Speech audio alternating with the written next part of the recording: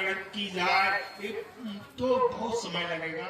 थोड़ा सा समय है हमारे पास, उसी में अपने विचारों को रखना है। तो जो मूल बात है उसको मैं रख करके अपनी वाणी को विराम दूंगा, फिर आगे जैसे मौका मिले। कहते हैं स्वर्ग नरक अपवर्ग निसेनी, ज्ञान विराग भक्ति शुभ देनी। ये जो मनुष्य का जीवन है, हमारा मनुष्य का चोला है, ये इससे निसेनी माने होता है सीढ़ी। यानी हम नरक में भी जा सकते हैं, हम स्वर्ग में भी जा सकते हैं, और हम मुक्ति को भी प्राप्त कर सकते हैं, यानी मोक्ष की प्राप्ति कर सकते हैं, और ज्ञान भक्ति कर करके। तो तीन चीजें हैं, नरक, स्वर्ग और मुक्ति। नरक की चाबी, नरक की चाबी, हमको कोई नरक पहुंचा दे, इसकी चाबी बहुत लोगों के पास है। किसके किसके पास है?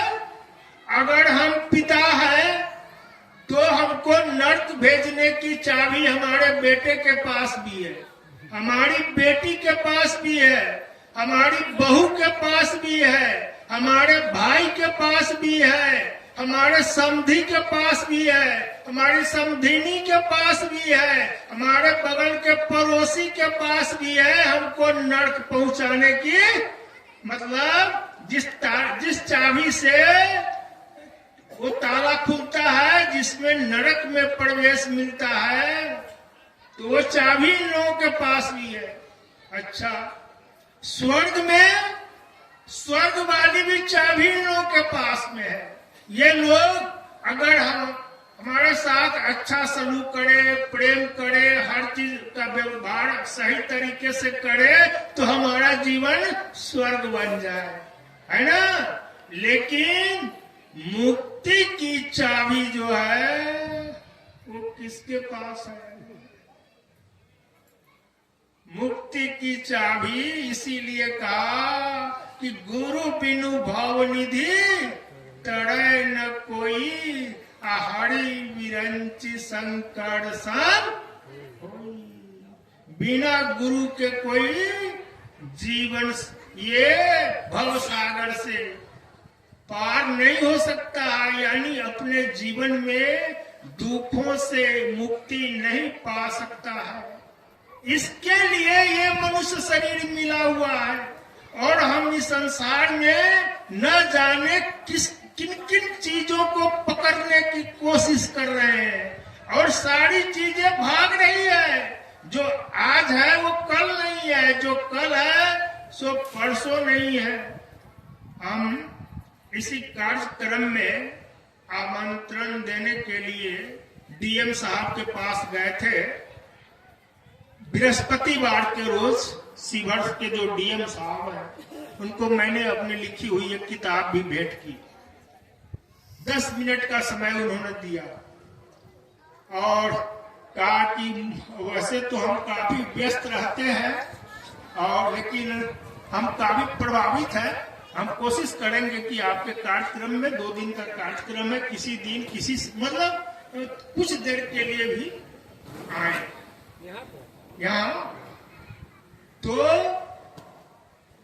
ये जो संत समाज है, ऐसा समाज कहीं नहीं है। आप लोग थोड़ा जग गए, थोड़ा जगे हैं, अभी ज्यादा नहीं जगे हैं।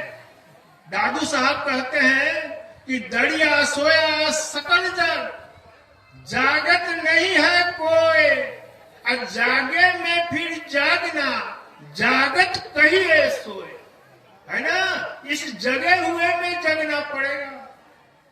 कहते हैं गोस्वामी जी, मोह निशा सब सोवनिहारा, और देख स्वप्न अनेक प्रकारा। सब मोह निशा में सोया हुआ है। माँ सोई हुई है, बेटी सोई हुई है, बहू सोई हुई है, बेटी सोई हुई है, पिता सोए हुए हैं, भाई सोया हुआ है, जो भी नाते रिश्तेदार हैं सब सोए हुए में झगड़ा चल रहा है। अगर ये जग जाए झगड़ा आज ही बंद हो जाए। साहब तुलसी साहब कहते हैं कि मोह सबन व्याधिन के मूला, तिन ते पुनि उपजहि बहु सूला। इसी से सारे सुन सारे दुख आदमी को मिलता है। तो ये जीवन धन्य है, इस मनुष्य शरीर में आए हैं और इस जीवन को कैसे जीना है, तो इसकी कला जीते जी जो मरना जान जाता है। साहब कबीर कहते हैं कब मरी हो कब भेंटी हो पूर्ण परमानंद।